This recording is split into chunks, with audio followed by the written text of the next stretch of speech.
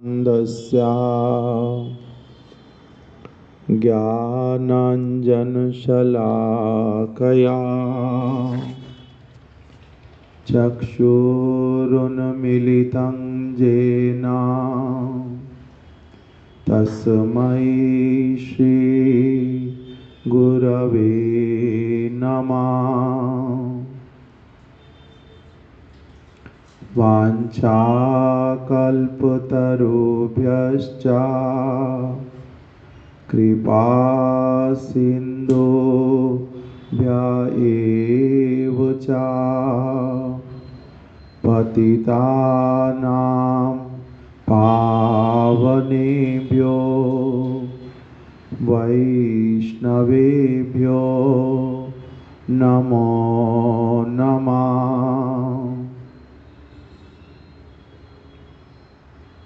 जय श्री रूप श्री सनातन भट्ट रघुनाथ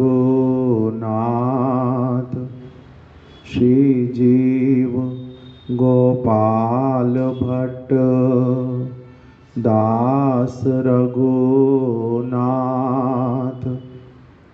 हे चाई गोसाई करी चरण वंदन। जहाँ होइते विघ्न नाश अभीष्ट पुराण। नमो महावदन्याय कृष्णा प्रेम प्रदायते कृष्णाय कृष्ण चैतन्या नामिने गौरात्विषे नमः। श्री कृष्ण चैतन्या प्रभु नित्यानंद श्री अद्वैत गदाधर श्रीवासादि गौरभक्तवृंद। हरे कृष्णा कृष्णा कृष्णा हरे हरे, हरे राम राम राम हरे हरे।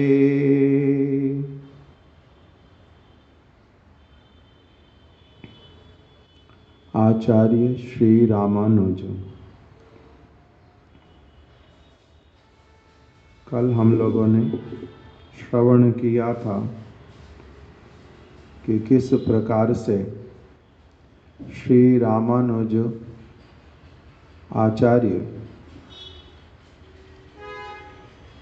अपने मंत्र प्रदाता गुरुदेव श्री श्री पूर्णाचार्य जी के पास में महापूर्ण, जिनका नाम महापूर्ण जी के पास में गए और उनसे शास्त्रों का संग्रह किया। शास्त्र को श्रवण करना, शास्त्र का कीर्तन करना, शास्त्र का अध्ययन करना भक्ति का एक बहुत प्रमुख अंग है। इसी उद्देश्य से उन्होंने जो परंपरागत जो शास्त्र उनको संग्रह किया, जिससे कि वो ठीक से उसका अध्ययन कर पाएं, उसका पाठ कर पाएं।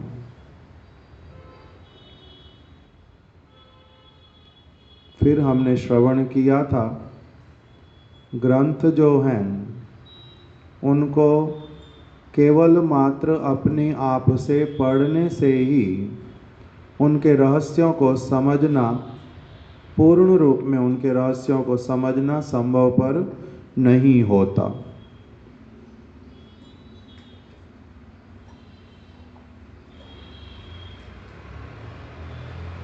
जैसे कल हमने उदाहरण श्रवण किया था कि एक बालक, उसने 12वीं कक्षा तक पढ़ाई कर ली और अब वो अंग्रेजी के सारे सेंटेंस अच्छी तरह से अपने आप पढ़ लेता है, किंतु पढ़ लेने पर भी उसको आवश्यकता पड़ती है अध्यापक की। इसीलिए उसको आगे की जो पढ़ाई है वो अध्यापकों के अंडर में ही करनी पड़ती है, अपने आप से पढ़ाई नहीं कर सकता। भले ही अंग्रेजी पढ़ना आ गया, बुक को पढ़ भी सकता है और बहुत कुछ समझ भी सकता है, तब भी किसकी आवश्यकता पड़ती है? अध्यापक की। उसका अर्थ ये नहीं है कि अपने आप से बिल्कुल कुछ भी नहीं समझ सकता। अपने आप से भी कुछ कुछ समझ ही सकता है, इसको भी नहीं नकारा जा सकता ना। अपने आप से कुछ कुछ समझ सकता है और फिर कुछ कुछ वस्तुएं क्या करनी पड़ती हैं? अध्यापक से अच्छी तरह से समझनी पड़ती हैं। तो इसीलिए शिला रामानुजाचार्य जी ने ग्रंथों का संग्रह किया और उसको अपनी आप से भी अध्ययन करेंगे और उन शास्त्रों के भीतर में जो रहस्य छिपे हुए हैं, उन रहस्यों को जानने के लिए उनके जो मंत्र प्रदाता गुरु पूर्णाचार्य जी, उन्होंने उनको क्या कहा कि आप गोष्ठी पूर्ण जी के पास में चले जाओ। गोष्ठी पूर्ण जी जो हैं वो श्री यामुनाचार्य जी के बहुत प्रधान शिष्य हैं और वो मंत्र रहस्यविद हैं। मंत्र के रहस्यों को भली प्रकार से जानने वाले हैं और तत्वज्ञ हैं, समस्त तत्वों को जानते हैं। इसलिए आप गोष्ठी पूर्ण जी के पास में चले अगर जाएंगे तब बहुत अच्छा होगा। हमने कल श्रवण कर लिया था कि सारे के सारे शास्त्र ही वास्तविक रूप में भगवान की वाणी होने के कारण वो सभी एक एक मंत्र ही हैं और वो मन को त्राण करने वाले, मन की रक्षा करने वाले हैं, मन को भटकने नहीं देते। अगर उन वचनों का कोई व्यक्ति उनको स्मरण करे, कंठस्थ करे, उसके अर्थ को अच्छे से समझ ले, पुनः पुनः उसको दोहराता रहे, तब फिर उसका कभी भी किसी विपत्ति में पड़ना नहीं होता। उसका मन जो है उसको क्या करता है? साथ देता है। जैसे यदि एक व्यक्ति बार बार श्रवण करता रहे कि चोरी करना पाप है, झूठ बोलना पाप है, चोरी अगर करूँगा पकड़ा जाऊँगा, चोरी अगर करूँगा नहीं पकड़ा गया तब भी अच्छी बात नहीं है, चोरी अगर करूँगा अभी मेरे को किसी ने कुछ भी अगर नहीं भी कहा तब भी मेरे को भगवान के राज्य में इसके लिए दंड प्राप्त होएगा ही होएगा। तो जब पुनः पुनः इस वस्तु को अच्छी तरह से श्रवण करेगा, मन में रखेगा, तो वो कभी भी चोरी नहीं कर पाएगा। इसी उद्देश्य से ही ये बताया जाता है, इसी उद्देश्य से ही ये सिखलाया जाता है। चोरी करना जो है ये बड़ी बुरी आदत है, दूसरे व्यक्ति को कष्ट पहुंचाना अच्छी बात नहीं है, किसी दूसरे की वस्तु के ऊपर दृष्टि नहीं रखनी चाहिए। अगर कोई ना भी देख रहा हो तब भी नहीं लेनी चाहिए। इस प्रकार की जो शिक्षा इसको देने का ये मंत्र है एक प्रकार का, इसको देने का उद्देश्य क्या है?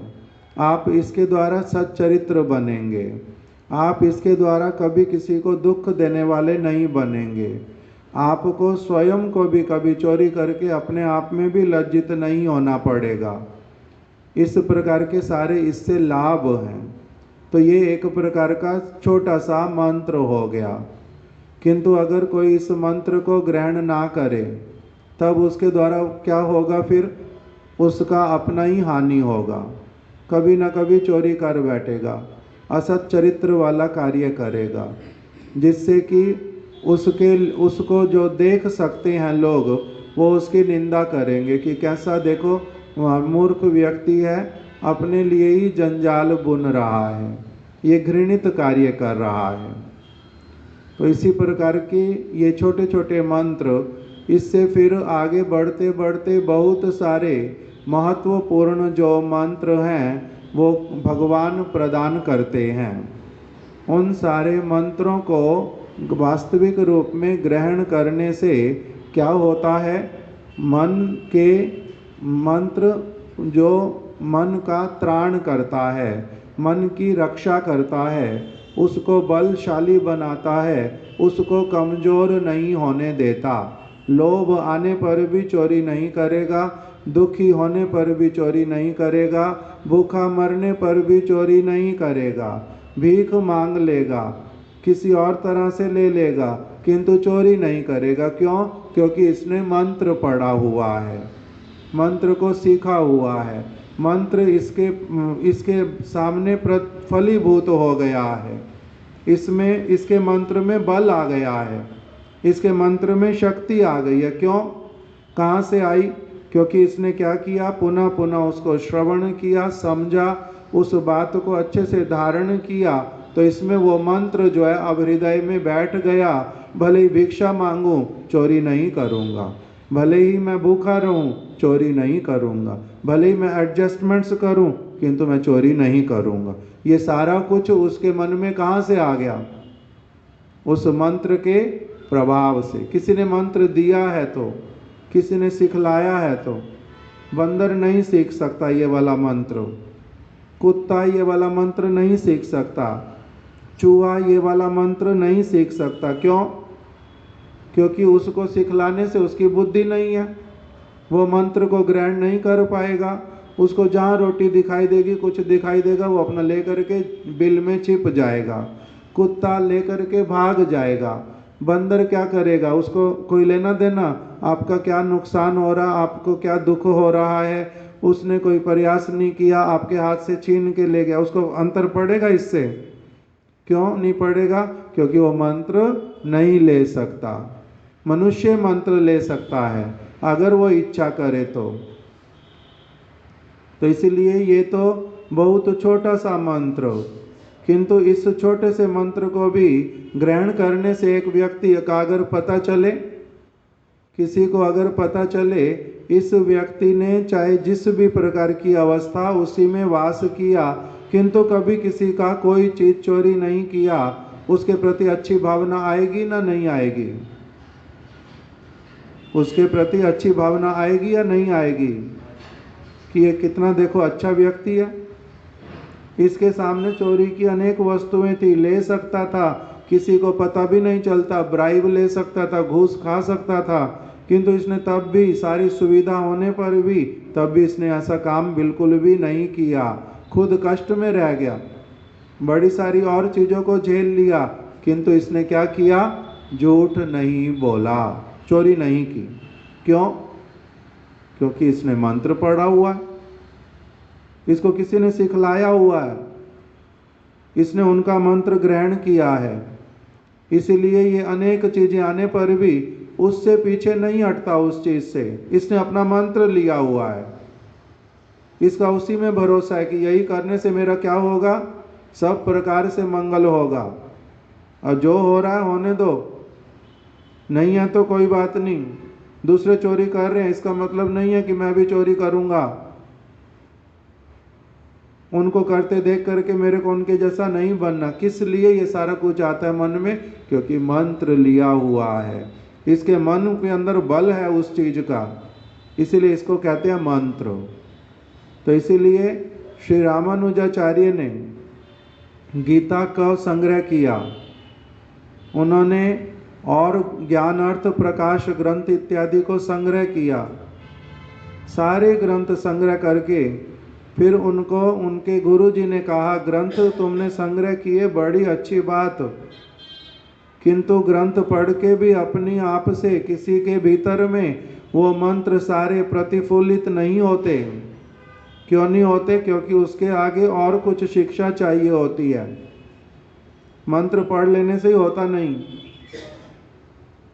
जैसे किसी ने तो बचपन में सुन लिया चोरी करना पाप है, फिर चोरी क्यों करता है?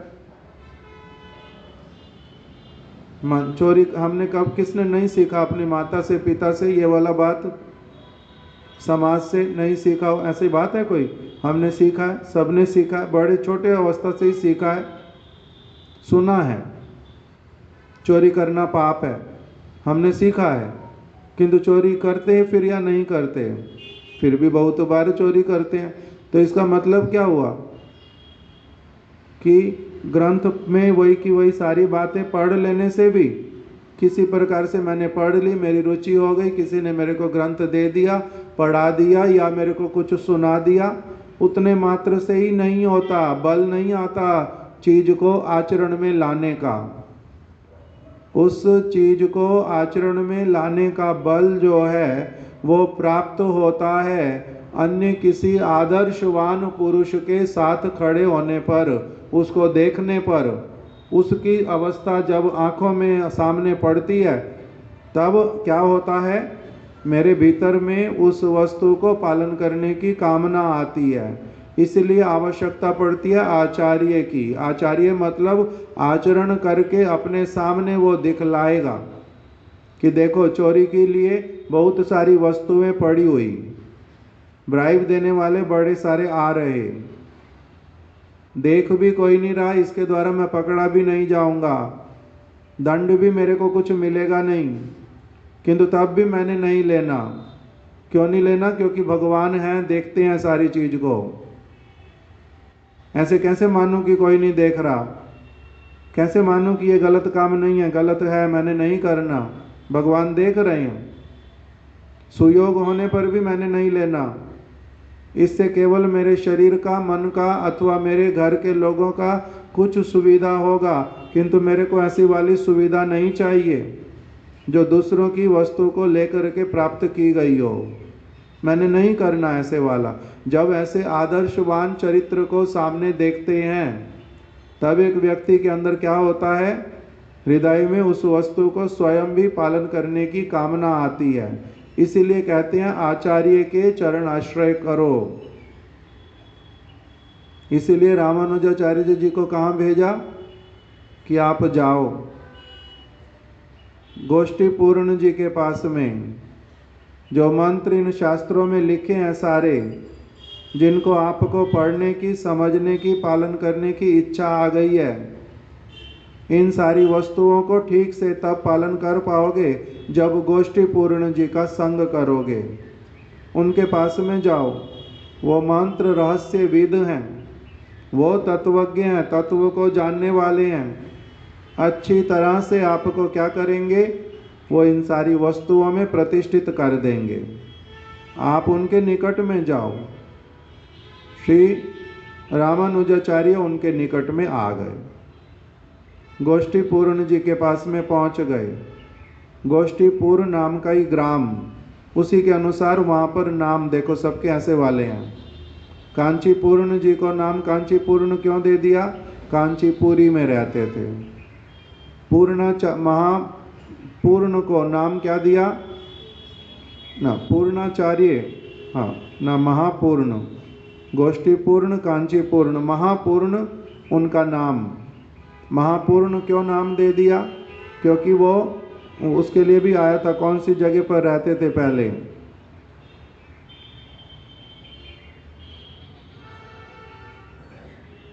कोई एक नाम आया था। इसी प्रकार से नाम दिए जाते थे उस समय उनको। तो इनका नाम क्या था? गोष्ठीपूर्ण। कहाँ रहते थे? गोष्ठीपुर नामक गांव में, इसलिए नाम ही हो गया गोष्ठीपूर्ण। नाम से बहुत अधिक कुछ आता जाता नहीं है। नाम से बहुत कुछ आता जाता नहीं है। वास्तविक रूप में चरित्र से, शिक्षा से उसी से ही आता जाता है। व्यक्तित्व कैसा है? किसी एक व्यक्ति का नाम फकीर दास। हम लोगों ने जगन्नाथपुरी में महाराज जी ने एक छोटा स्थान लिया था, जिनसे लिया उसका नाम फकीर दास। वो अपना नाम जो है वो लिखता नहीं, बोलता नहीं। मैं 2-3 बार पूछ लिया आपका नाम क्या, बोलता नहीं। सिर्फ एफ लिख करके उसके बाद पता नहीं क्या लिखा, FD और एक कुछ नाम जैसे शॉर्ट करके लिख दिया अपना नाम।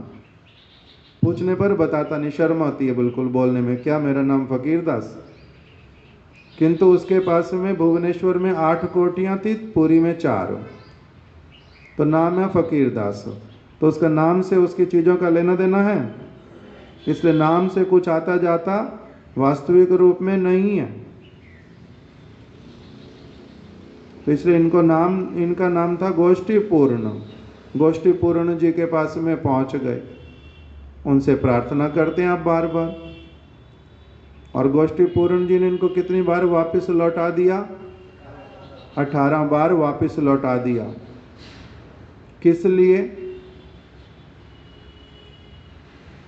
इनको किस लिए लौटा दिया? पहले ये दीक्षा लेना चाहते थे किससे? सबसे पहले यामुनाचार्य जी से लेना चाहते थे, उनसे प्राप्त हुई नहीं, वो अप्रकट हो गए। फिर ये दीक्षा लेना चाहते थे कांची पूर्ण जी से। कांची पूर्ण जी ने कहा मैं दीक्षा नहीं दे सकता। बार बार बोला तब भी उन्होंने कहा मैं नहीं दे सकता। तब ये किसके पास में गए? कांची पूर्ण जी ने कहा, वरदराज जी ने आदेश दिया आप कहाँ चले जाओ? महापूर्ण जी के पास में। महापूर्ण जी ने इनको फिर 5 संस्कारों में दीक्षित कर दिया।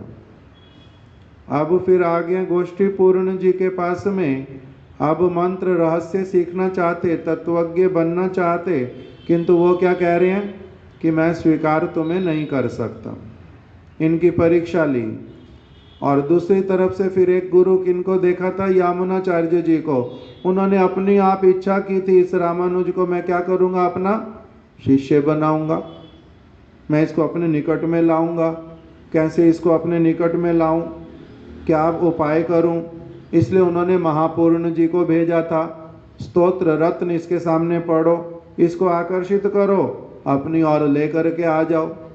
अब ये क्या चीज़ें हैं? फिर एक तरफ कह रहे हैं कि गोष्ठी पूर्ण जी मना कर रहे हैं, और कांचीपुर पूर्ण जी वो मना कर रहे हैं, और इधर यामुनाचार्य जी क्या कर रहे थे?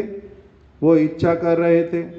तो इसीलिए भगवान की प्रेरणा से सद्गुरु कब किस प्रकार का कार्य, कब किस प्रकार का कार्य करते हैं, इसके विषय में कोई भी अपनी आप से हम लोग सटीक निर्णय ले नहीं सकते, और ना ही उस वस्तु को समझ सकते हैं। ये कुछ ऐसी चीज़ें हैं जो कि भगवद इच्छा अनुसार चलती हैं। इसमें कितनी प्रकार की शिक्षा, कितनी प्रकार की वस्तुएं। यामुनाचार्य जी उनके लिए आया था दिव्य सूरी हैं, पूर्ण रूप में स्वतंत्र हैं, भगवान की भांति। महाभागवत गुरुवर्ग, जैसे कल उदाहरण सुना था, हरिदास ठाकुर इतना श्रेष्ठ अवस्था में, पूर्ण स्वतंत्रता उनके पास में। इसीलिए उन्होंने क्या किया? वैश्य को 3 दिन के भीतर में ही उसको क्या कर दिया? हृदय इतना पवित्र कर दिया कि उसको अपना नाम दे करके उन्होंने परीक्षा किया 1 वर्ष तक। 1 वर्ष अपने पास में रखा, स्वभाव उनका क्या है नहीं है देखा, कब परिवर्तित होगा वो देखा, कुछ भी तो नहीं देखा। 3 दिन में ही सारा कुछ अलग हट गया। गुरु महाराज जी और एक नाम देते हैं, 2-3 नाम उन्होंने लिखे हुए। सारंग मुरारी, वो रहते थे मामगाछी में, नवद्वीप धाम में। महाप्रभु ने उनको कह दिया कि आप कम से कम तो कुछ शिष्य धारण करो। वो शिष्य धारण नहीं करेंगे। किंतु महाप्रभु बार बार बोलते हैं, इसीलिए उन्होंने कहा कल सबसे प्रातःकाल जिसको भी देखूंगा उसी को क्या करूंगा, शिष्य धारण करूंगा, मन बना लूंगा, मंत्र दूंगा। गंगा में स्नान करने गए, सबसे पहले दिखाई दिया एक शव, बालक का, मरा हुआ प्राणी, उसी को ही उन्होंने क्या कर दिया, मंत्र प्रदान कर दिया। मरे हुए को मंत्र प्रदान करते हैं। उसका स्वभाव कैसा, किस जाति का है, कहाँ से आया, कह रहा है क्या मंत्र दे दो, प्रार्थना किया, 1 वर्ष परीक्षा हुआ, कुछ भी तो नहीं हुआ। मरे हुए व्यक्ति को पकड़ करके मंत्र दे दिया, जीवित कर दिया, अपनी सेवा में रख लिया। तो ये यहाँ पर फिर शास्त्र की वो बात कहाँ चली गई, 1 वर्ष परीक्षा करो, गुरु शिष्य की, शिष्य गुरु की, स्वभाव को जानो, एक साथ में वास करो, तब उसके बाद में चीज होएगी। ये बातें सारंग मुरारी जैसे गुरु के ऊपर, ये बातें हरिदास ठाकुर जैसे गुरु के ऊपर, उनके ऊपर लागू नहीं होती, किंतु साधारण जो व्यक्ति है उनके ऊपर लागू होती हैं। तो इसलिए साधारण व्यक्ति अपने आप निर्णय करता है कि मैं कौन से स्तर का हूँ, किंतु ये कैसे निर्णय करेगा, इसी के लिए ये जो कांची पूर्ण जी हुए और अभी गोष्ठी पूर्ण जी हुए, ऐसे लोगों को ही कि देखो भाई, अनाधिकार चर्चा करना नहीं, तुम योग्य हुए हो नहीं हुए हो केवल मंत्र देना प्रारंभ करना नहीं, उसके लिए विधि विधान मानना, शास्त्र की बात के अनुसार चलना। सारे लोग अपने आप को हरिदास ठाकुर और सारंग मुरारी नहीं मानना। इस प्रकार का उपदेश देने के लिए क्या कर रहे हैं, कांची पूर्ण जी ने मना कर दिया, नहीं भाई मैं मंत्र नहीं दे सकता। दे सकते थे, योग्य थे, तब भी नहीं दिया। इधर गोष्ठी पूर्ण जी ये भी क्या कह रहे हैं बार बार कि मैं नहीं दे सकता। लोकनाथ गोस्वामी ने मना किया, मैं नहीं दे सकता, और गौर किशोर दास बाबा जी महाराज जी ने मना किया, मैं नहीं दे सकता, मैंने नहीं देना। कल ये सारा कुछ हम लोगों ने श्रवण किया था। फिर लोकनाथ गोस्वामी जी ने नहीं देने की इच्छा करने पर भी दिया भी। कैसे दिया फिर नरोत्तम दास ठाकुर को, उनकी बहुत प्रबल आकांक्षा, उनकी सेवा की परिपाटी, उनका स्वभाव, भजन करने की कामना, अलग अलग वस्तुओं को देख करके लोकनाथ गोस्वामी जी ने स्वीकार किया उनको मंत्र देना, उनको मंत्र देना स्वीकार किया। गौर किशोर दास बाबा जी महाराज जी ने भी स्वीकार किया।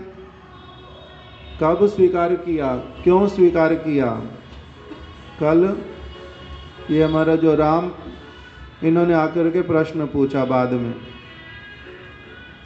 कि बाबा जी महाराज जी, उन्होंने इतनी बार उनको लौटा दिया प्रभुपाद जी को, फिर मंत्र दिया क्यों, ऐसा क्या देखा उनमें? पहले तो ये देखा भक्ति विनोद ठाकुर जी के पुत्र हैं, मना कर दिया। मैंने घर छोड़ दिया है तब भी मना कर दिया। मैंने विवाह नहीं करना तब भी क्या हुआ, तब भी मना कर दिया। मैंने बहुत शास्त्र पढ़े हुए तब भी क्या हुआ, मना कर दिया। मैंने बचपन से ही वैष्णव धर्म का सारा कुछ पालन किया तो क्या हुआ, तब भी मना कर दिया। सब समय तो मना ही करते रहे कि मैंने नहीं ग्रहण करना तुम्हारे को, मेरा इसमें क्या लेना देना, तुम्हारे में ऐसा कोई गुण नहीं देखता हूँ जिसके कारण तुम्हें मंत्र दे दूँ, तुम्हें दीक्षा दे दूँ, तुम्हारे में ऐसा कोई गुण नहीं देखता हूँ, ऐसा भी बोल दिया। जिनमें बहुत अधिक विद्वत्ता, जिनका कुल बड़ा पवित्र, जिनको शास्त्र की सारी बातें बहुत पता हैं, जो 7 वर्ष की आयु से हरि नाम प्राप्त करके हरि नाम करते जा रहे हैं, जिन्होंने कभी जीवन में कोई अमेध्य वस्तु खाई नहीं, बड़े दृढ़ संकल्प वाले, उनको भी क्या कह रहे हैं, तुम्हारे में ऐसा गुण नहीं देखता हूँ जिसके कारण तुम्हारे को दीक्षा दे दूं, मंत्र दे दूं। तब फिर कैसे दे दिया उनको मंत्र? फिर मंत्र देने 18 बार, जैसे यहाँ पर रामानुजाचार्य जी को मना कर दिया, 19वीं बार दे दिया। वहाँ पर बाबा जी महाराज जी ने बहुत बार प्रभुपाद जी को लौटा दिया। फिर उनको स्वीकार किस कारण से किया? पहले उनको अच्छी तरह से ये सिखला दिया कि इसके ऊपर गर्व करना नहीं कि मैं ब्रह्मचारी हूँ, गर्व करना छोड़ दो। इसके ऊपर गर्व करना छोड़ दो कि मैं वैरागी बन गया हूँ बहुत बड़ा। ये भी एक प्रकार का अभिमान होता है एक व्यक्ति के हृदय में, मैंने ये छोड़ दिया है, मैंने वो छोड़ दिया है। विद्या का अभिमान करना नहीं। ग्रंथ अगर पढ़े भी हुए हैं तो क्या हो गया? हरि नाम करते हो तो क्या हो गया? कौन सी बड़ी बात कर देते हो तुम? ये करना तो सब समय का कर्तव्य है तुम्हारा। थोड़ा बहुत करते हो, उसके कारण गर्व क्या करके दिखलाते हो?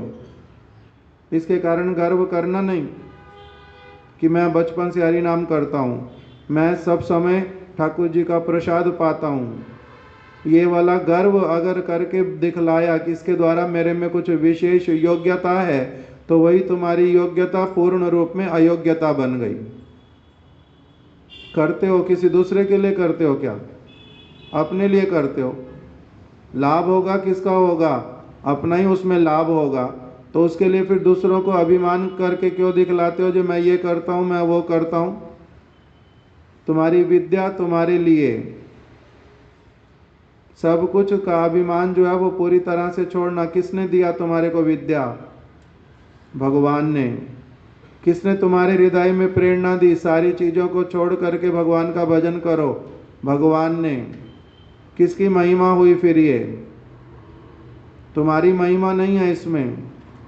जिनकी महिमा से तुम्हारे में ये प्रेरणाएं आती हैं, जिनकी महिमा से तुम अच्छे काम करते हो, उन्हीं का ही पूरी तरह से क्रेडिट है इसमें, तुम्हारा क्रेडिट नहीं है। जहाँ पर ये वाला क्रेडिट तुम अपने ऊपर लोगे तो तुम अयोग्य दीक्षा के। इसीलिए उनको पूरी तरह से क्या किया? बहुत ऊंचे वाले स्तर पर, जहाँ पर कि मैं ये करता हूँ, मैंने ऐसा किया है, मैंने वो किया है, उस सारी चीज़ से उनको ऊपर से नीचे तक पूरी तरह से जब तक नहीं ले आए धरातल पर, तब तक उनको दीक्षा नहीं दी, हरिनाम नहीं दिया। तुम अहंकारी, अच्छी चीज का भी अहंकार जो करता है वो अच्छा व्यक्ति। किसी के पास धन नहीं है, वो अगर अब घमंड करता है तो लोग कहते हैं कि किस चीज़ का घमंड करता है भाई, तेरे पास तो कुछ है ही नहीं। वो तो ठीक हो गया। जिसके पास है पड़ा धन, वो अगर घमंड करे तो वो क्या घमंड करना ठीक है? वो भी गलत है। काहे का तेरा घमंड करने का है भाई? कितने दिन के लिए तेरे पास है ये सारी चीज, और तूने क्या अपनी आप से बनाई है? पीछे वास्तविक रूप में इसका जो कारण है वो कौन है? सारी चीजों का भगवान है। किंतु अगर तुम उसको नहीं देख पाकर के अपने ऊपर आरोपित करते हो चीजों को कि तुम्हारे कारण ये सब कुछ हो रहा है, तो तुम क्या हो? भक्ति के अयोग्य। तुम भगवान को मानते ही नहीं, भगवान को तुमने कोई क्रेडिट देना ही नहीं। तुमने अपना क्रेडिट स्वयं लेना, मैंने विद्या अध्ययन किया, मैंने वैराग्य किया, मैंने हरि नाम किया, मैंने बड़ा ग्रंथ पढ़ा, मैं बड़ा सच्चरित्र हूँ। तुम्हारा क्रेडिट थोड़ा है, जिनका क्रेडिट बहुत बड़ा है उसको क्रेडिट देंगे नहीं। तुमने साथ दिया, किंतु तुम्हारे को सारी चीज़ें सिखलाई किसने? दिया किसने? प्रेरणा किसने दिया? वो विचार किसका है? जिनका है उनको क्रेडिट अगर नहीं दिया तो तुम भगवत भक्ति के अयोग्य। तो इसलिए किस किस स्तर पर किस किस की चीज होती है और किसको कहाँ कहाँ ला करके सदगुरु खड़ा करते हैं और फिर कैसे भगवान की सेवा में वास्तविक रूप में नियुक्त करते हैं, ये सारे विषय जो व्यक्ति इस विषय में जितना अधिक सिंसियर होता जाएगा उतना अधिक वो उस वस्तु को भीतर से देख पाएगा, भीतर से देख पाएगा। क्यों बाबा जी महाराज बार बार मना कर देते हैं? इतने कुल कहाँ शास्त्र में बतलाया, शिष्य अगर धारण करोगे देख लेना अच्छे कुल का हो, देख लिया। फिर ये देख लेना कि वो बहुत अधिक वस्तुओं में आसक्त ना हो, देख लिया। तो केवल इतना ही थोड़ा ना देखना, इसका आसक्ति एक चीज में नहीं है, दूसरी तरफ आसक्ति है। मैं विद्वान हूँ, मैं बड़ा आदर्शवान हूँ, ये भी तो अलग प्रकार की एक आसक्ति है। भगवान की सेवा के लिए तुम्हारे को बहुत कुछ करना और छोड़ना पड़ता है। दशरथ महाराज जी भगवान राम की सेवा के लिए एक चीज को नहीं छोड़ पाए, इसलिए वो वसुदेव महाराज जी से छोटे रह गए। क्या नहीं छोड़ पाए? वसुदेव दशरथ महाराज जी ने क्या किया? रघुकुल रीत सदा चली आई, प्राण जाए पर वचन न जाए। मैं वचन दे चुका हूं एक समय में इस कैकई को कि जब तेरी इच्छा हो मेरे से 2 वर मांग सकती हो। आज इसने अब जो वर मांगूंगी वही दे दोगे? हाँ हाँ, जो भी 2 वर मांगोगी वही दे दूंगा। देख लो, उसमें आपको कोई हानि भी हो सकती है। ऐसा कुछ मांग लूंगी आप बड़े दुखी होगे, आपकी कमी पड़ जाएगी। कोई बात नहीं, वचन दे दिया। अब मैंने बोल दिया इस प्रकार से, वचन तो दे बैठे थे, बड़े अच्छी तरह से ही दिया था।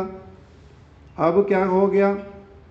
उसके कारण अब प्राण फट रहे हैं, जान निकल जाएगी, सहन नहीं हो रहा है, द्वार बंद कर लिया, विलाप कर रहे हैं, अपने आप को बड़ा दोष दे रहे हैं, विधाता को दोष दे रहे हैं। हे विधाता, उस समय तुमने मेरी जिह्वा के ऊपर बैठ करके किस प्रकार से मेरे से ये वाले वचन दिलवा दिए, वही वचन या मेरे लिए काल बन गए। इस प्रकार से विलाप किया और किंतु कुछ तो नहीं कर पाए। राम चला गया, मुख से राम निकलते निकलते ही प्राण निकल गए, प्राण गंवाने पड़े। ये इनकी अवस्था। दूसरी तरफ से वसुदेव महाराज, उन्होंने क्या किया? कंस को वचन दिया, रथ के ऊपर खड़े होकर के, देवकी को छोड़ दो, इसके जो भी संतान होएगी मैं क्या करूंगा? आपके पास में लेकर के आ जाऊंगा। वचन दिया था तो लेकर के आ जाऊंगा। पुत्र हुआ पहला लेकर के गए थे ना? गए नहीं गए थे? गए थे। देवकी रो रही हैं बहुत अधिक, वसुदेव मन के भीतर में बड़ी बुरी तरह से रो रहे हैं, किंतु वचन दिया है, धर्म की बात है।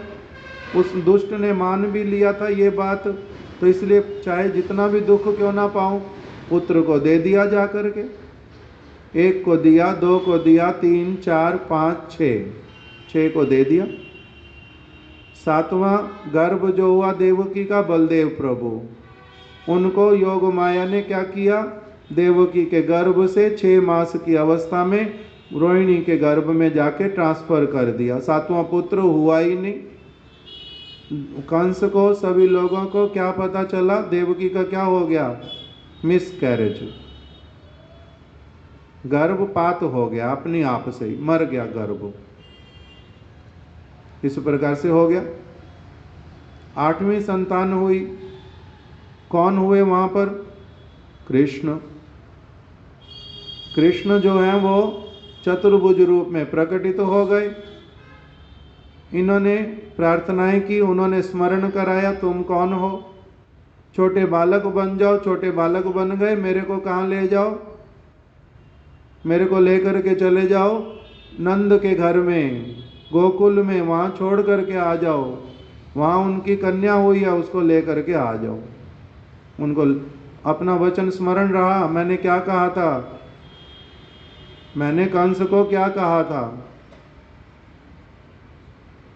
मैंने कंस को कहा था जो भी संतान होएगी आपके हाथ में ला करके दे दूंगा। अभी ला करके दिया तो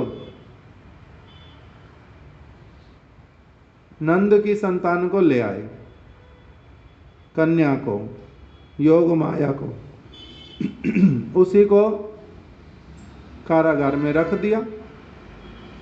तो ये इनका न्याय हुआ ना अन्याय? अच्छी चीज हुई ना खराब?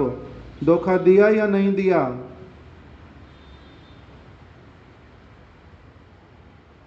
पहले कंस ने इनकी बात पे वचन पे विश्वास क्यों कर लिया? कंस तो दुष्ट था, वसुदेव की बात पे तब भी सारे लोग विश्वास करते थे। किस लिए? इतना अधिक ये वचन दे करके कभी भी फिरने वाला नहीं, इसके प्राण चले जाएं तब भी ये बदलेगा नहीं। सत्वम विशुद्धम वसुदेव शब्दितम। फिर वही वसुदेव महाराज क्या हो गया उनको? एकदम से जो वचन दिया हुआ उसकी चिंता किया नहीं उन्होंने, जाकर के संतान को दे दिया नंद बाबा के घर में और उनकी कन्या को लेकर के आ गए। ये भी अच्छा काम हुआ, अपने पुत्र की रक्षा कर लो, दूसरे की कन्या को मार डालो, कंस के हाथ में दे दो। ये भी अच्छा हुआ काम या नहीं हुआ? काम अच्छा है ना खराब है? अपने पुत्र को बचा लो, दूसरे की कन्या को मार डालो, अच्छा हुआ?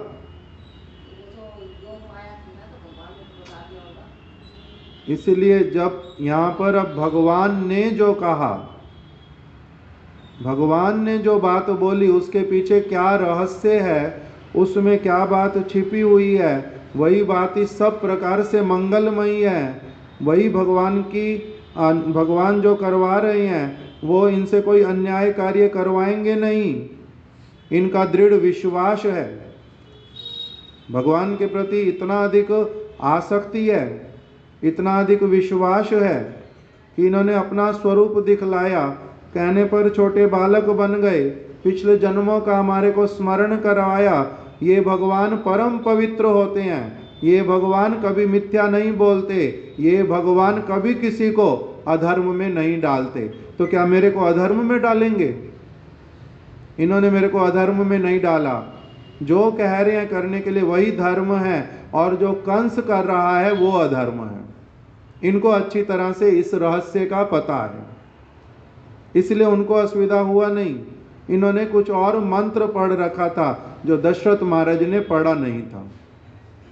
मंत्र का रहस्य क्या होता है, जो युधिष्ठिर ने भी नहीं पढ़ा हुआ था। युधिष्ठिर का भी मंत्र पढ़ना हुआ नहीं। कृष्ण ने उनको बोला, बोल दो, अश्वत्थामा मारा गया। कहते कैसे बोलूं, ये तो आप मेरे से झूठ बुलवा रहे हो, आप मेरे से झूठ बुलवा रहे हो। मैं तो कभी झूठ बोलता नहीं हूं, मैं तो झूठ बोलता नहीं, मैं कैसे बोल दूं अश्वत्थामा मारा गया? तो कृष्ण ने समझ लिया। क्या समझ लिया?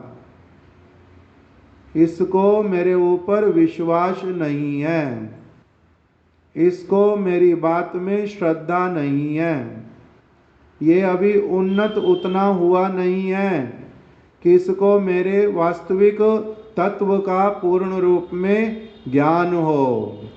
युधिष्ठिर महाराज जी की अवस्था छोटी वाली है, दशरथ महाराज छोटे हैं, इतना बड़े होने पर भी कहीं पर बड़े से फिर छोटे भी हैं। इसलिए युधिष्ठिर महाराज बहुत बड़े होने पर भी किसी किसी के सामने बहुत छोटे भी हैं कहीं पर। यहाँ पर उन्होंने भगवान की बात मानी नहीं, भगवान मेरे से अधर्म करवा रहे। भगवान का नाम ही क्या है? धर्म की मूर्ति, वही साक्षात धर्म है। वो अधर्म की बात कर सकते कभी भी? धर्म की साक्षात मूर्ति, और उनकी बात में उन्होंने क्या देखा कि ये तो मेरे से गलत करवा रहे हैं। संशय किया, संशय आत्मा विनश्यति।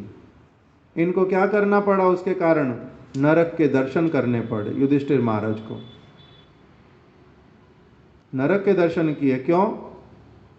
क्योंकि भगवान की बात में विश्वास नहीं कर पा रहे, तो इसलिए नरक के दर्शन करने के योग्य हो तुम, नरक के दर्शन करो, करने पड़े।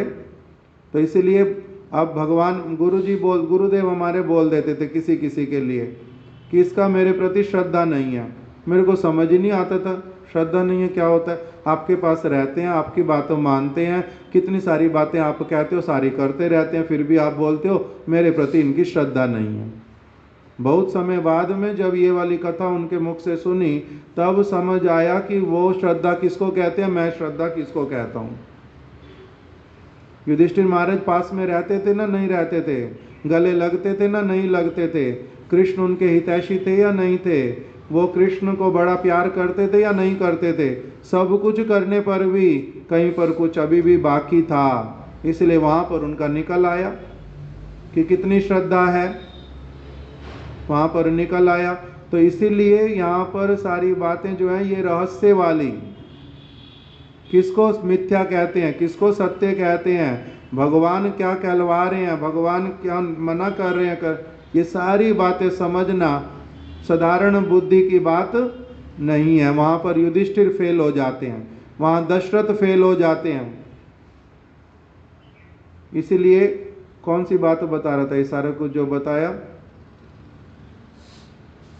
बाबा जी महाराज जी ने बार बार लौटा दिया प्रभुपाद जी को, गोष्ठी पूर्ण जी ने बार बार लौटा दिया रामानुजाचार्य को, तुम्हारे में ऐसा कोई गुण नहीं देखता हूं जो तुम्हें अपना शिष्य बना लो, गुण ही नहीं देखता तुम्हारे में कोई, जिनमें हमारे अनुसार इतने गुण, उनमें कहते हैं गुण नहीं है। इसलिए उनको क्या किया, जो सटल से सटल चीजें भी, जो कि पॉजिटिव साइड में दिखलाई देने वाली भी, उसमें भी जिसका अहंकार होता है वो भगवत भक्ति में बाधक होता है।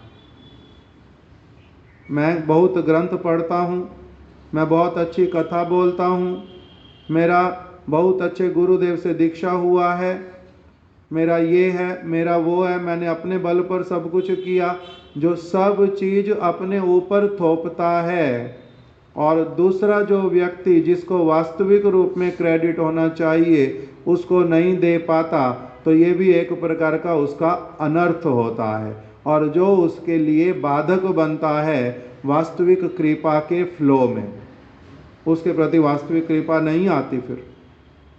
इसीलिए इनको निषेध किया, पहले एक अलग स्तर पर ला करके खड़ा किया इनको, प्रभुपाद जी को। इसलिए प्रभुपाद जी ने बड़ा जोर दे करके बोला कि मेरे को जिस प्रकार का ये एक धक्का दिया गया मतलब जिस प्रकार का धक्का मेरे को मिला, उस प्रकार का धक्का अगर जब तक लोगों को ना मिले तब तक उनको वैष्णवों का चरित्र और शुद्ध भक्ति की वार्ता उनकी समझ में भी नहीं आ सकती। जैसे मेरे को धक्का मिला का मतलब क्या होता है, बार बार आता हूं और बार बार क्या होता है कि जाओ जाओ जाओ यहाँ से, सुन ली तुम्हारी बात, सुन ली, तुम्हारी जो तुम कह रहे हो तुम्हारी योग्यता नहीं, जाओ जाओ तुम यहाँ से। इसको कहते हैं धक्का देना, धक्के दे करके घर से बाहर निकाल देना, अपने से अलग कर देना, जाओ। तो कह रहे हैं कि जिस तरह का धक्का मेरे को पड़ा, किसने मेरी इस चीज को अच्छी तरह से देखा कि मेरे में इतना सूक्ष्म रूप में जो पॉजिटिव चीजों के लिए भी जो भावना है वो भी मेरी भक्ति की बाधक है, वो मेरी अयोग्यता है, वो मेरी भूल है, अनर्थ है वो मेरा, ये किसने अच्छी तरह से देखा, उन्होंने देखा और उन्होंने दूर किया अपने चरण की धूली दे करके, मेरे को इस प्रकार से बतला करके कि तुम्हारे पास जो सारा कुछ का तुम जो गर्व करते हो वो मेरे सामने किसी काम की चीज नहीं। जैसे कोई अगर गर्व करे अपने बहुत सारे धन का, कोई शुद्ध साधु हो अगर, उसके लिए क्या है वो वाला धन, तुम जिस चीज के लिए अपना बहुत बड़ा गर्व करते हो करते रहो, मेरे लिए वो देखने की भी चीज नहीं है। उसको देखना क्या तुम्हारे पास कितनी है और कितनी नहीं है। जड़ भरत जी, उनको क्या देखना किसी के पास कितना धन है और नहीं है, उनको लेना देना ही नहीं इससे। कौन कितना पढ़ रहा है, कौन कितना आगे बढ़ रहा है, वो इस चीज को देखते ही नहीं। किसने कितनी जमीनें इकट्ठी कर ली, उससे उनका कोई लेना देना नहीं है। वो पड़े हुए केवल मात्र एक पेड़ के नीचे मेड़ के ऊपर बैठ करके, कोई किसी को लेना देना, किसी से लेना देना रखते नहीं कि मेरे पास क्या है और उनके पास क्या है। ऐसे वाले व्यक्ति के लिए क्या चीज फिर मूल्य रखती है, कुछ भी नहीं। सुखदेव गोस्वामी के लिए क्या चीज मूल्य रखती है जगत की। किसी के पास बहुत बड़ा पद है, किसी के पास बहुत अधिक धन है, किसी के पास बहुत अच्छा रूप है, किसी के पास बहुत बड़ा बल है, किसी के पास में 5 रानियां हैं, किसी के पास 1000 पुत्र हैं, किसी के पास बहुत सारी अशरफियां। जो है मेरे लिए किसी काम का ही नहीं। क्यों? क्योंकि मेरे वो काम का ही नहीं है। मैं तो उसको रत्ती भर भी गुरुत्व देता नहीं। मेरे जीवन में किसी काम की नहीं वो चीज़। उस तरफ मैंने अगर कुछ भी देखा या इकट्ठा किया, समय को नष्ट किया, और अगर कोई मेरे को दे करके भी गया, मेरे लिए रद्दी के बराबर भी नहीं। उनका अवस्था उस प्रकार का। अब जो देने वाला वो क्या सोचता है, मैंने इनको बहुत कुछ दे दिया।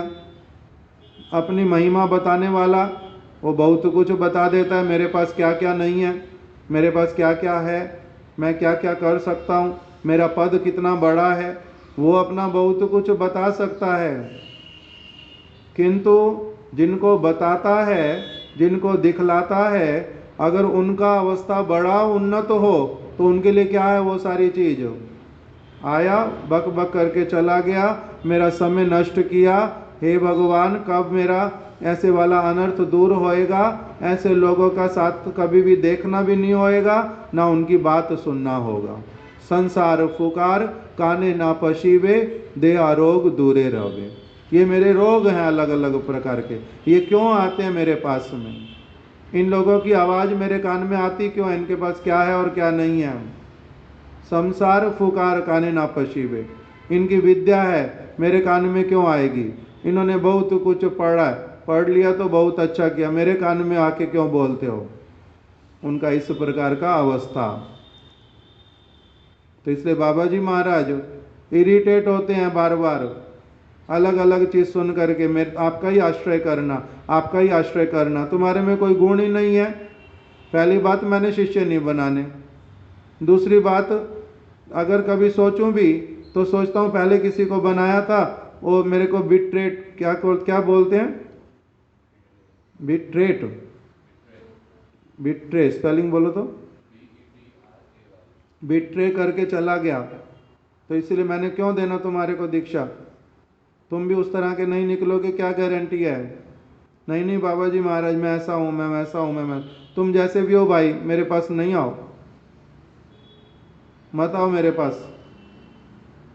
जब बार बार बार बार देख करके बोल दिया, तुम्हारे में गुण ही नहीं देखता हूँ, उनको गुण ही नहीं दिखाई देते, इनमें इतने गुण है। कौन पागल है? कौन झूठ बोल रहा है? किसकी असुविधा है ये? उसको देखने के बहुत सारे अलग अलग दृष्टिकोण। जिसका दृष्टिकोण होगा बिल्कुल ठीक, भगवान वाला दृष्टिकोण, वो देख पाएगा कि वो कह क्या रहे हैं और वो सुन क्या रहे हैं। दूसरा कौन देख पाएगा? तुम्हारे में ये गुण ही नहीं है। कहाँ वैष्णव को क्या कहते हैं? किसी का छोटा सा भी गुण हो उसको वो देखते हैं। और ये कौन से वैष्णव है अभी? इतने सारे गुणों को देख करके भी क्या कह रहे हैं? तुम्हारे में कोई गुण ही नहीं देखता हूँ। उस चीज के लिए जो तुम मेरे से चाहते हो वो मैं तुम्हें नहीं दे पाऊंगा, तुम्हारे में वो गुण ही नहीं है।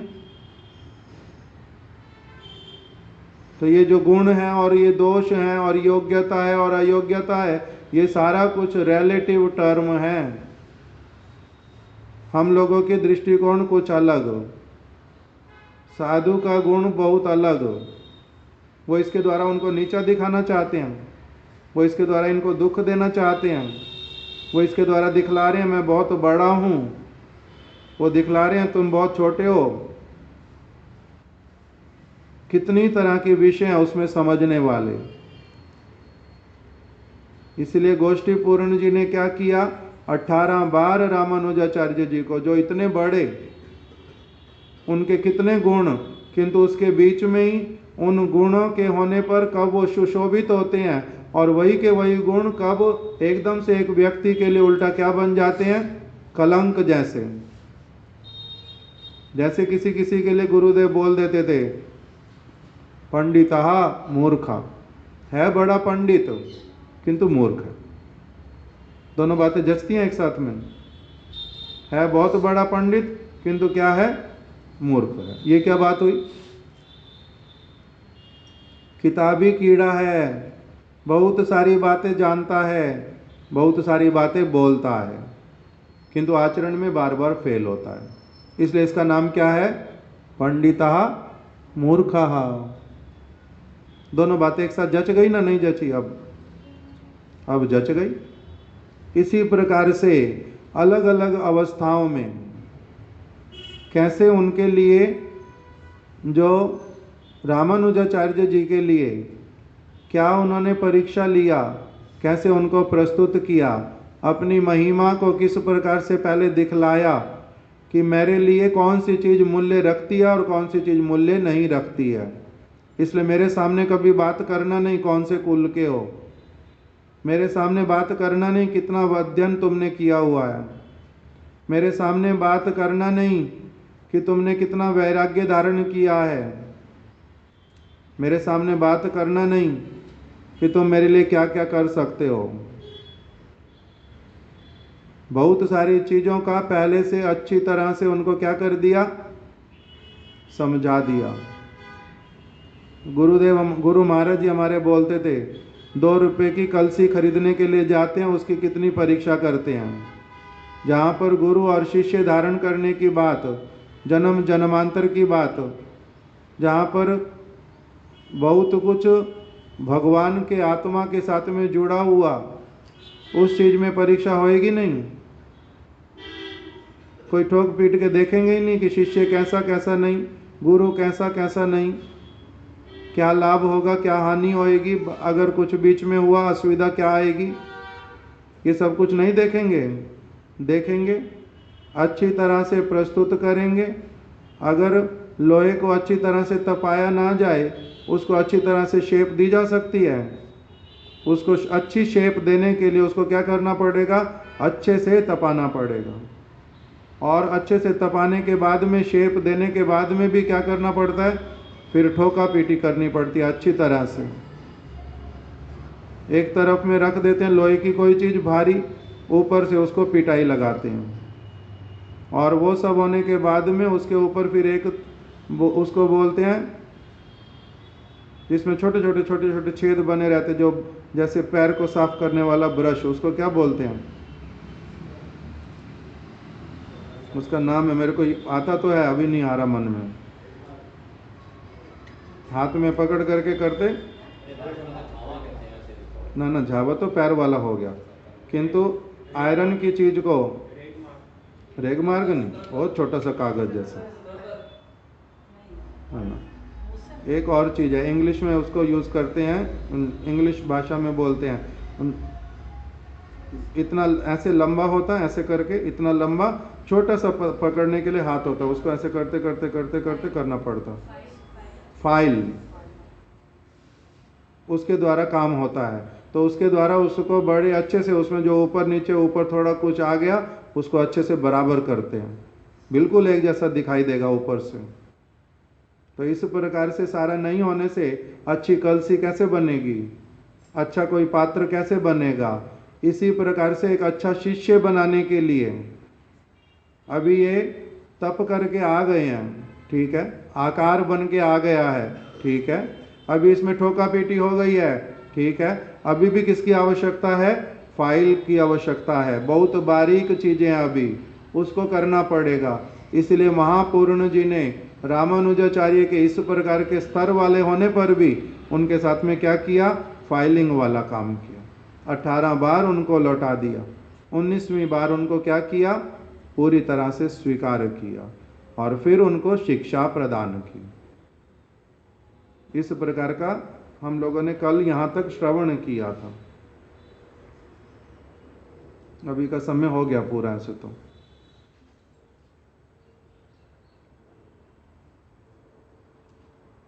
गोष्ठी पूर्ण जी ने देखा कि रामानुजाचार्य जो हैं ये तत्व ज्ञान को सीखने की प्रबल इच्छा रखते हैं, और इनमें बड़ी दृढ़ता है। उनकी दृढ़ता और उनको सीखने की इच्छा, इसको उन्होंने परीक्षा किया, 18 बार उनको अस्वीकार करके लौटा दिया। 19वीं बार उनका दृढ़ निश्चय देखकर उन्होंने श्री रामानुज को रहस्यपूर्ण मंत्र प्रदान किया। अब ये केवल ऐसे नहीं सोचना चाहिए जो कान में केवल एक दो अक्षर बोल दिए और हो गया। उससे पहले बहुत कुछ वो दे चुके हैं। 18 बार लौटा लौटा करके, जो पहली बार आए थे उसमें कुछ दे दिया था, दूसरी बार आए थे कुछ दे दिया था, अभी जा करके तो केवल क्या दिखाई दिया, जैसे मैजिक, एकदम से वो चीज़ अब प्रकट हो गई बस। किंतु तैयारी कैसे हुई? पहले से हुई। जैसे विवाह का अर्थ क्या होता है? मंत्र पढ़ना। किंतु उससे पहले से बहुत कुछ तैयारी करके आए ना, नहीं करके आए? ब्राह्मण को बुला के लाए ना, नहीं लाए? घर को देखा था, नहीं देखा था? लड़की के साथ फाइनल बात हुई थी, नहीं हुई थी? कितना कुछ बहुत पहले हो चुका है। उस समय तो केवल क्या हुआ है? मंत्र पढ़ दिया और हो गया। वास्तविक रूप में क्या था? उससे पहले ही सब बहुत कुछ हो चुका था। इसको क्या बोलते हैं? बॉटल नेक। बहुत कुछ पहले से हो गया, अंत में केवल क्या, ऐसे ऐसे साइन किया, काम हो गया। काम किंतु पहले से ही बहुत सारा हो चुका था। मंत्र प्रदान किया और उस मंत्र को गोपनीय रखने का निर्देश भी दिया। इस मंत्र को क्या करना? गोपनीय रखना। ये वाली शिक्षा मैंने जो तुम्हें दी, इसको गोपनीय रखना। परीक्षा जैसे मैंने तुम्हारी ली, तुमने भी देखा अच्छे से। उस परीक्षा में मैंने तुम्हारे साथ में क्या क्या, तुम्हारे हृदय से क्या चीज़ मैंने दूर करवाई, कैसे तुम्हारे को पवित्र करवाया, ये सारे जो वस्तुएं हैं इनको गुप्त रखना। इस प्रकार से बोल दिया। मंत्र को गुप्त रखने का मतलब उसके बीच में और बहुत सारी बातें जो क्या करनी है, गुप्त रखनी है। इस प्रकार का उपदेश दिया, गोपनीय रखने का निर्देश दिया। परंतु पर दुख दुखी श्री रामानुजाचार्य ने श्रीरंगम में लौटकर अपने 74 शिष्यों को उच्च स्वर से वह मंत्र सुनाकर सभी को एक साथ उस मंत्र में दीक्षित किया। अब ये वाली बात भी बहुत अलग अलग प्रकार से सुनने के लिए मिलती है, यहाँ पर किंतु प्रमाणिक रूप में लिख करके रखा कि उन्होंने गोष्ठीपूर्ण जी का जो ग्राम गोष्ठीपुर, वहाँ पर ऐसा कोई काम नहीं किया। क्योंकि लोग बोलते हैं कि या फिर स्लिप ऑफ टंग में या फिर किसी तरह से केवल उपदेश भावना वाला ले लेते, बोल देते हैं कि उन्होंने मंत्र लिया और उन्होंने क्या सुना, ये मंत्र जो सुनता है ना, उसको लक्ष्मी नारायण की सेवा और उनके दर्शन प्राप्त होते हैं। तो इसलिए इन्होंने कहा बड़ी अच्छी बात। किंतु गुरुजी ने बोला गोपनीय है मंत्र, किसी को बोलना नहीं, जो बोलता है उसको नरक जाना पड़ता है। जो सुनेगा उसको लक्ष्मी नारायण मिलेंगे, वैकुंठ मिलेगा, दर्शन होंगे, और जो बोलेगा उसको क्या मिलेगा? नरक मिलेगा। तो फिर कौन बोलेगा और कौन सुनेगा? बोलेगा कौन? नरक में कोई जाएगा? कोई नहीं जाएगा। बोलेगा कोई नहीं, फिर कोई सुनेगा कैसे? इसका मतलब कोई सुनेगा भी नहीं और वैकुंठ भी नहीं जाएगा। एक तरफ से बोल रहे हैं कि जो ये मंत्र सुनता है उसको क्या मिलेगा? लक्ष्मी नारायण मिलेंगे, वैकुंठ मिलेगा, साक्षात सेवा मिलेगी।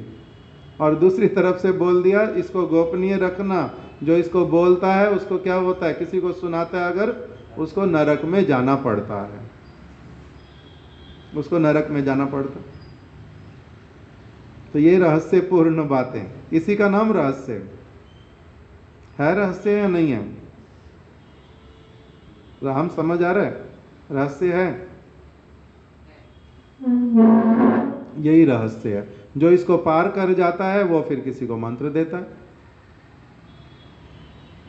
जो इस रहस्य को पार कर जाएगा, इस रहस्य को समझ जाएगा, इस वचन के वास्तविक अर्थ को हृदयंगम कर पाएगा, उसका क्या हो जाएगा? योग्यता हो जाएगा किसी दूसरे को देने का, उसका योग्यता हो जाता है। तो अब इस मंत्र को गोपनीय रखना, किसी को देना नहीं। तो आपने मुझे क्यों दिया? आपने इसको गोपन क्यों नहीं रखा? मैं इसको दे सकता हूँ। मेरे लिए शास्त्र का वो वाला वचन लागू नहीं होता कि मेरे को इसको गोपनीय रखना है, किंतु तब भी मैं इतना पागल नहीं हूं जो जिस किसी को भी दे देता हूं। उसकी योग्यता देखता हूं, उसको पहले प्रस्तुत करता हूं, वहां तक पहुंचाता हूं, उसके बाद में ही उसको देता हूं। इसलिए मेरे लिए ये नियम लागू नहीं होता। किंतु तुम अभी इस वस्तु को अच्छी तरह से नहीं कर पाओगे। किसी को भी दोगे तुम्हारा भी अहित होगा, उसका भी अहित होगा। जैसे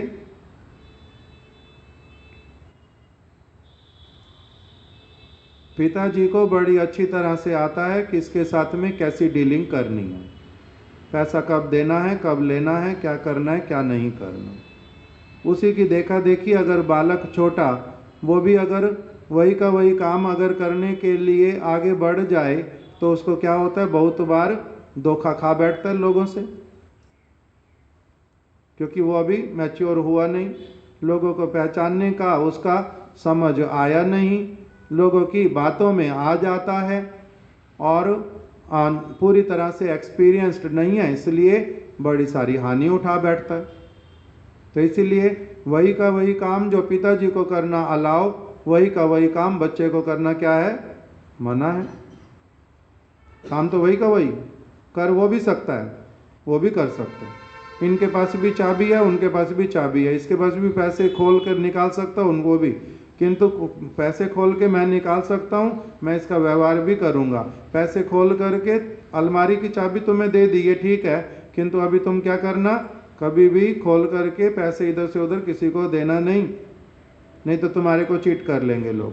तुम लोगों के सामने खोलना भी नहीं, दिखाना भी नहीं, किसी को बताना भी नहीं कि तुम्हारे पास है भी ये चीज। क्यों गोपनीय रखवा दिया? समझ आ जाता साधारण रूप में या नहीं समझ आ जाता? इस बात से ही समझ आ जाता। तो इसी प्रकार से उनको क्या कह दिया, इसको गोपनीय रखना। किंतु उन्होंने क्या किया, फिर वो अपने गांव में आ गए, एकदम से दौड़ करके आ गए ऐसा वाला नहीं। यहाँ तो संक्षेप में लिख दिया जाता है। तो अपने गुरु जी के पास में रहे, कुछ समय के बाद में लौट करके फिर कहाँ पर आ गए, कहाँ का बताया, उनके शिष्य कहाँ पर हैं, श्रीरंगम में लौट के आ गए। लौट करके आ गए मतलब श्रीरंगम से ही गए थे, महापूर्ण जी श्रीरंगम में थे, वहाँ से उन्होंने भेजा था गोष्ठीपूर्ण के पास में। अभी गोष्ठीपूर्ण जी के पास में बहुत समय तक रहना हुआ। अब जिस प्रकार से सब कुछ प्राप्त हुआ उसके बाद में फिर क्या हुआ, लौट करके श्रीरंगम में आ गए। और श्रीरंगम में इनके 74 शिष्य थे, उनका संख्या भी बता दिया 74, 74 शिष्य थे। उन सबको इन्होंने क्या किया, वही वाले मंत्र प्रदान किए, उस प्रकार का शिक्षा दिया, सारा कुछ किया। तो ये जब सारा कुछ हो गया, उस मंत्र में दीक्षित किया। श्री गोष्ठी पूर्ण लोगों के मुख से यह बात सुनकर अत्यंत क्रोधित हुए। गोष्ठी पूर्ण जी को क्रोध हुआ कि इन्होंने 74 लोगों को इस प्रकार से दे दिया। और एक दिन उन्होंने रामानुज को अपने समीप उपस्थित देखकर कहा, जब उनके सामने रामानुजाचार्य पड़े तब उन्होंने कहा कि तुमने गोपनीय मंत्र का लोगों के समक्ष उच्च स्वर से उच्चारण किया है, अतः तुम अवश्य ही नरकगामी होगे, तुम अवश्य ही नरकगामी होगे। श्री रामानुजाचार्य ने उसका उत्तर देते हुए कहा, प्रभो, मेरे समान एक पतित व्यक्ति को नरक प्राप्ति होने के बदले में यदि आपकी कृपा से हजारों नर नारियों का मंगल होता है, तो मेरे समान स्वार्थी व्यक्ति के लिए इतना सा स्वार्थ परित्याग करना भी क्या उचित नहीं है? इस प्रकार से उत्तर दिया। ऐसे उनके उत्तर को सुन करके गोष्ठीपूर्ण जी संतुष्ट हुए और उन्होंने अपने प्रिय पुत्र सौम्य नारायण को श्री रामानुज से दीक्षित करवाया। पहले महापूर्ण जी ने अपने पुत्र को इनसे दीक्षित करवाया था। अभी जो गोष्ठीपूर्ण जी हैं, इन्होंने भी क्या किया, अपने पुत्र से रामानुजाचार्य जी से अपने पुत्र को दीक्षित करवाया। अभी ये जो बात अभी हुई है, ये इतना साधारण सी बात नहीं है। नहीं तो ऐसे तो मैं भी जा कर के गुरु जी को बोल दूंगा, गुरु जी इसमें क्या है, नरक जाऊंगा, मैं ही तो जाऊंगा, शिष्य बना रहा हूँ, ये जो सारे तो क्या होगा, इनका आपकी कृपा से उद्धार हो जाएगा, मैं भी जा कर के बोल दूंगा। किंतु इसके बीच में भी रहस्य हैं बड़े सारे, समझने की बातें हैं। ये हम लोग कल श्रवण करेंगे अच्छे से इस प्रसंग को, कि ये सब हुआ क्या था। इसको अच्छे से श्रवण करेंगे, समझेंगे, तब फिर हम लोग इससे आगे बढ़ेंगे। वांछा कल्प तरुभ्यश्च कृपा सिंधुभ्य एव च पतितानां पावनेभ्यो वैष्णवेभ्यो नमो नमः।